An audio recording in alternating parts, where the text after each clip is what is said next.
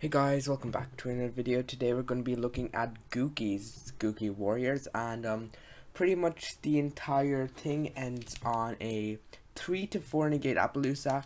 It's usually a 3, it's at least a 3 negate Appaloosa. You get Buster Lock and a very chunky access code, which is our Buster Lock target.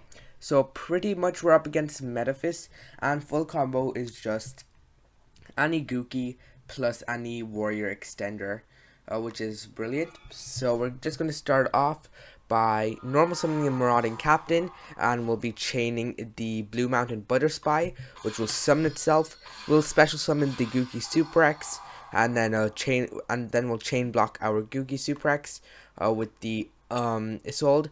And this is just to make your opponent think that you don't want this soul to resolve, but you actually do want the Isolde to resolve. Usually you would be searching Re-Scorpio with Isolde, but since we already have in your hand, we'll just search the Twist Cobra instead as a follow-up. We're going to be searching a Headbat then of our Gouki Super X. Next, we will go ahead and use Isolde. We will dump one, i.e. the Phoenix Blade, in order to summon Octo Stretch from your deck. You'll use the effect of Headbat, discard the Re-Scorpio, summon it out. We're going to link 4 into Appaloosa. The only reason I was able to go into a link 4 is because I had multiple extenders in the form of the Marauding Captain and the Blue Mountain Butter Spy. If you have 2 extenders, you will always have a 4 negate Appaloosa. But we'll activate the effect of the Headbat and the Octo Stretch. We'll get one copy of Rematch as follow-up, and actually this is not a follow-up, we're just going to use it now, and we have the extra copy of Super X as a follow-up too. We're going to activate Rematch. We summon specifically the Octo Stretch and the Re-Scorpio because we haven't triggered any of them yet. We'll link into a Linkuriboh. This part is important, we'll see why later. We're going to go into Virus Swordsman. Yes, the code breakers are here too. So we're going to activate Fire Swordsman Chainlink 1, Re-Scorpio Chainlink 2. We want our Virus Swordsman to resolve. So Re-Scorpio will search another Gouki Rematch just as another follow-up, and then we'll get the summon for a 0 day. We're going to go ahead, summon a Virus Berserker, and Virus Berserker will summon both the code breakers back from your graveyard. Next, we can go into a Link Cross. Link Cross will summon its tokens, and then we'll use one of those tokens as fodder for Linkuriboh. This is why having Linkuriboh in your graveyard was important. We're going to go ahead into Access Code, probably one of the better Dark Link 4s, apart from Boral Sword obviously, but this is just for a turn 1 play.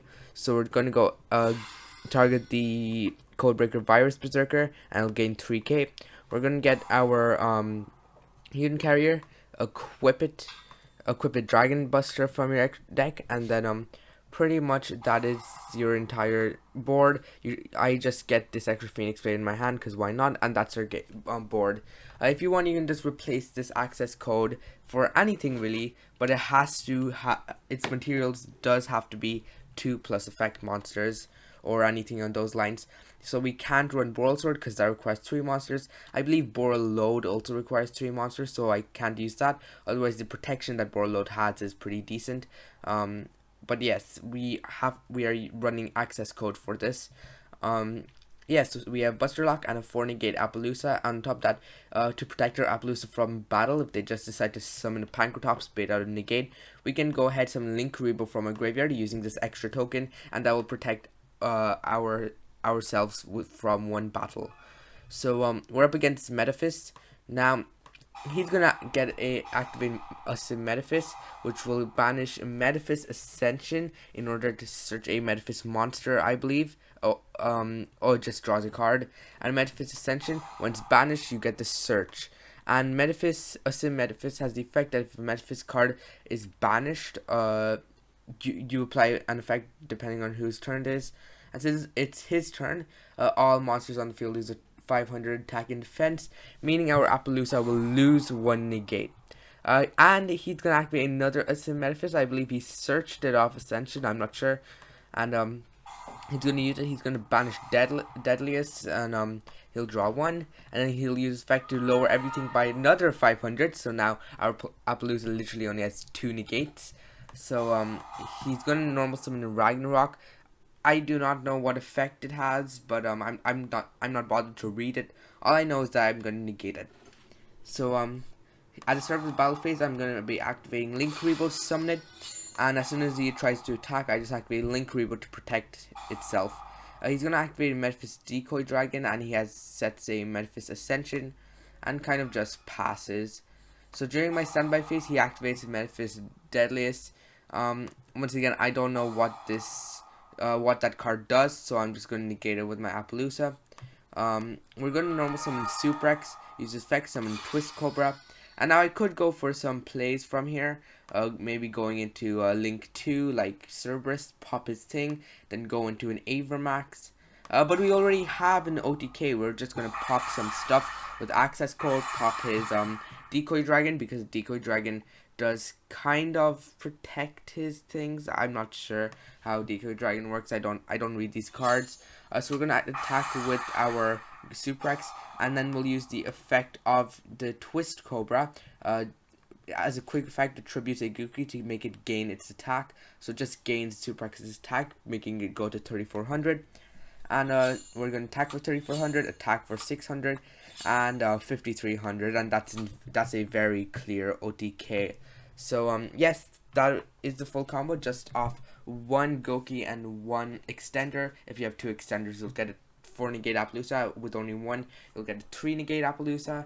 Just a very powerful and very resilient deck, especially it doesn't just die to Dark Ruler, because we have Dragon Buster. It's very difficult for your opponent to just play around this. So we're gonna go ahead to our next replay then. For our next replay, we are up against dinosaur water dinosaurs. I'm pretty sure the I believe the synergy is that Animador and Archosaur can search any sea serpent, so basically search as Diva. If you're able to get Miscellaneous Source in your graveyard and you have Baby Ceratosaurus in your hand, it's a maybe situational card combo, but once again, your dinosaurs don't really use their extra deck that much, and I mean they have Dolka, so I guess that's something. So if you don't have the plays to go for Diva plays, you can always just go for dinosaur plays, as they are just 1 or 2 card combos.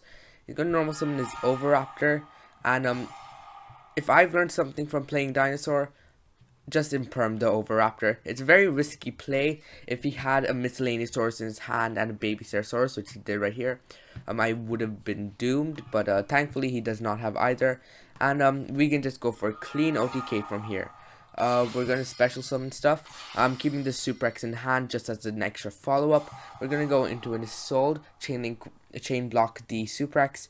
We're going to search the Rescorpio off Assault, the Headbat off our Suprex.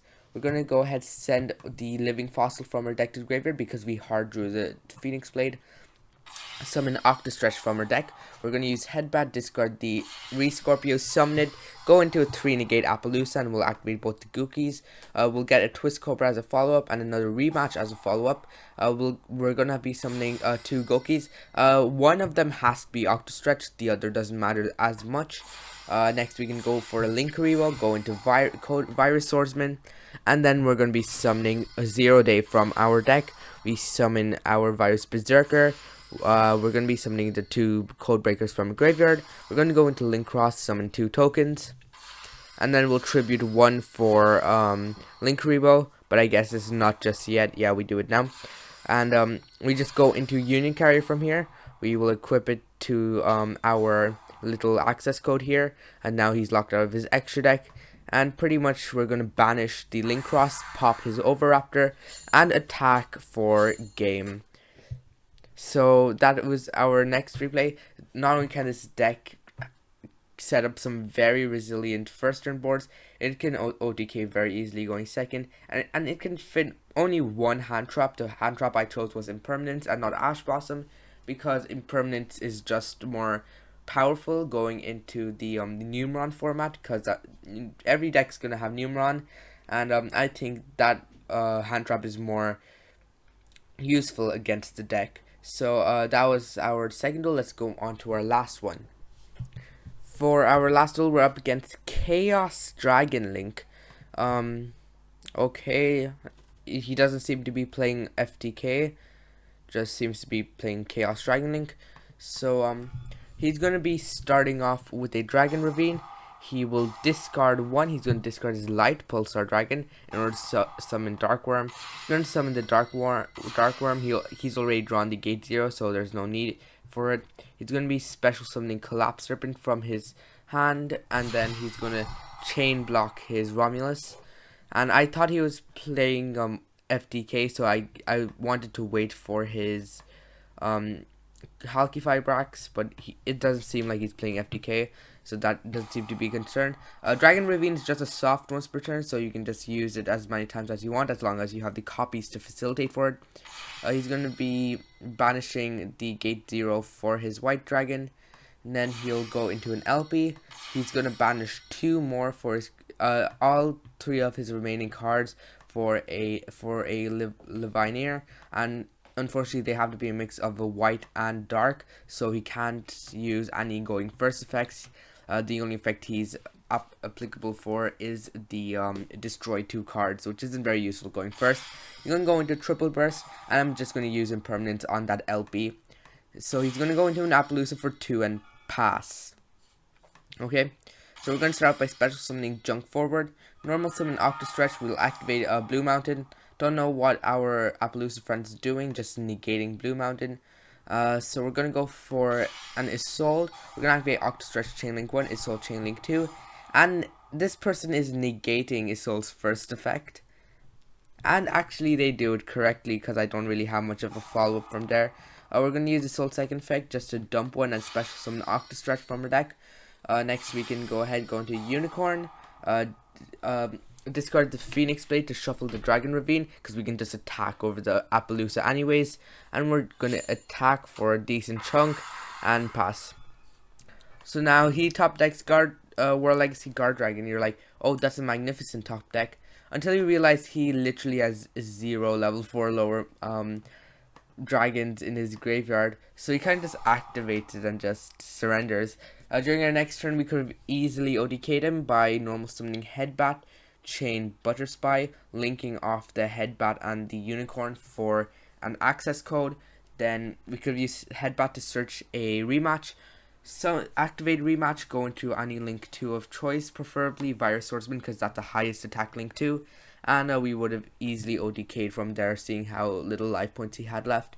So those were some duels. It showcased some of the combos this deck is capable of doing, and we'll go on to the deck profile now. So here is the deck. We have 1 copy of Gouki Re-Scorpio. It's a meh card. It's decent if you open it, and usually you're just going to search it off as sold as discard fodder for Headbat.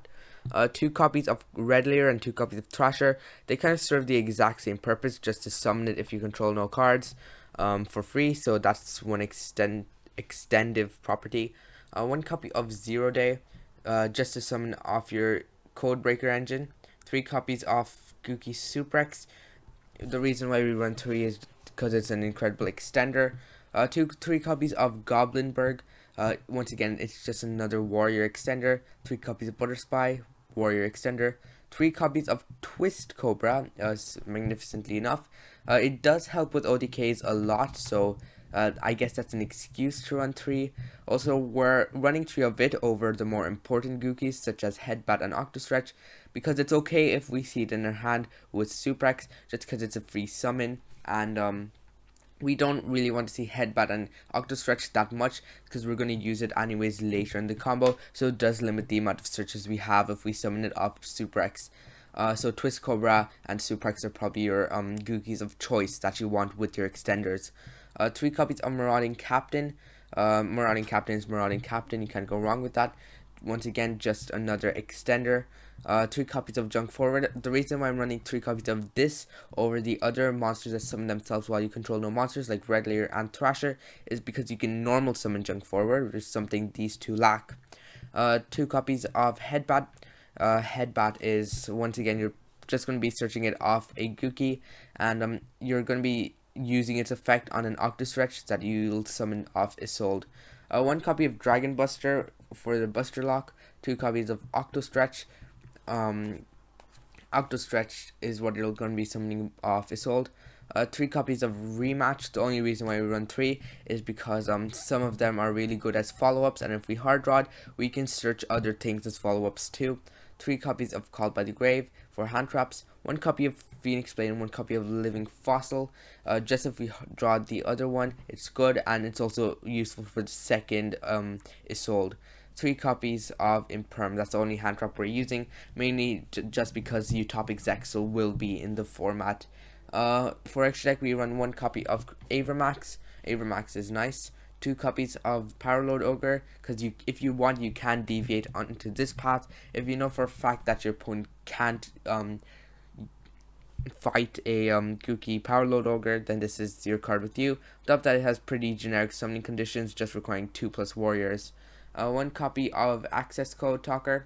Once again, it's your dark monster in terms of your Union Carrier lock. You can run anything really. If we just look here, go into link for darks, that's link 6.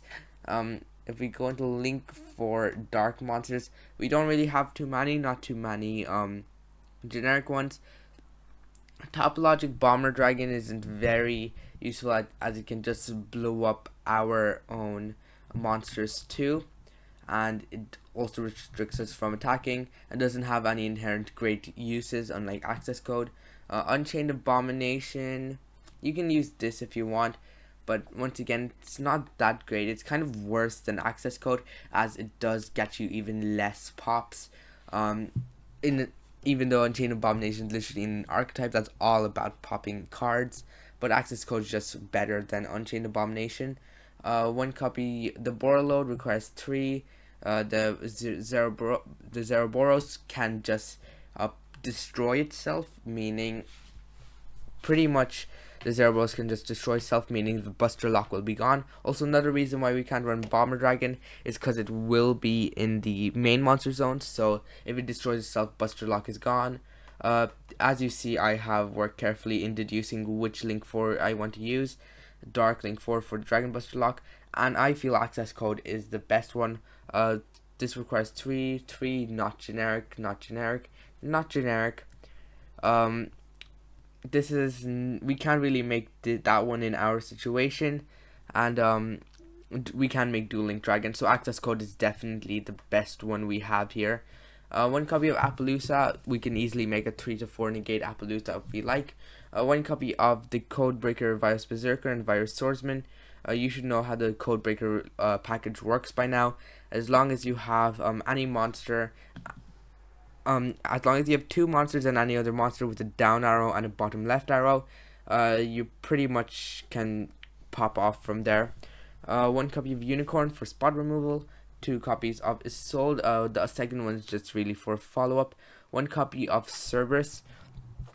The main reason why we run Cerberus over Phoenix is because if we are able to co-link it to our Access Code, if we know our opponent isn't really playing an extra deck reliant deck, we can just summon it instead of our Union Carrier and to zone Access Code points to, so it's co-linked, so both our Appaloosa and our Access Code will be protected from card effects if our opponent has a deck like that. 1 copy of Union Carrier to initiate the Buster Lock, 1 copy of Link Cross, and why am I running 2 copies of Link Rebo? I didn't really see that. I guess we'll have to make some more changes to our deck. I'd say Instant Fusion is really great change, just because it can it's an easier to find, well, not really easier because it's limited, but it's just another free extender, and Carbonala Warrior is Carbonala Warrior. And yep, that's the deck. I hope you enjoyed it. Do like and subscribe, and I will see you in my next video. Bye bye.